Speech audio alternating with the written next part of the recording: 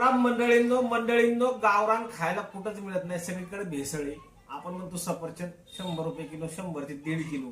पण ह्या सफरचंदाची काय क्वालिटी तुम्हाला माहिती आहे का? थोडस कॅमेरा जवळ घ्या मावशी. हे बघा, हे बघा,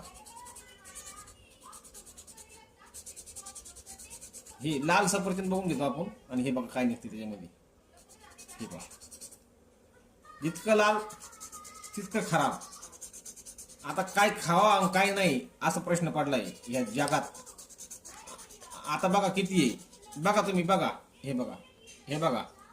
तर आणि लाल नसलं तरी निघतं असं म्हणते माझी बुवा. आता हे बघा ना तुम्ही, हे काय आहे, कसं खायचं, हे विष आहे. तुम्ही एखाद्याच्या आयुष्यासोबत खेळू नका, यापासून तुम्हाला अनेक रोग होऊ शकतात. हे बघा, हे आता याला जर पाहिलं तर हे सफरचंद खायची तरी इच्छा होती का? आपण सफरचंद, डॉक्टर म्हणतात सफरचंद खा. कशाला खा, कशाला खायचं सफरचंद?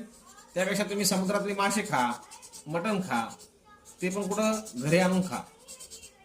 त्यामुळे असलं काही खाणं सोडून द्या. मी तर आता सर्व गावरान खायला सुरू केलं होतं.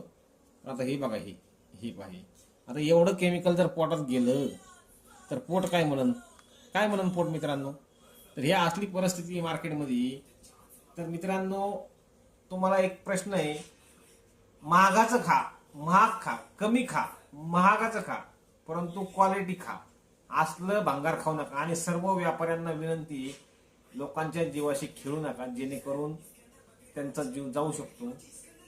धन्यवाद. हा व्हिडिओ जास्तीत जास्त शेअर करा आणि आपल्या चॅनलला सबस्क्राईब करा, युट्यूबला सबस्क्राईब करा आणि फेसबुकला फॉलो करा. थँक्यू.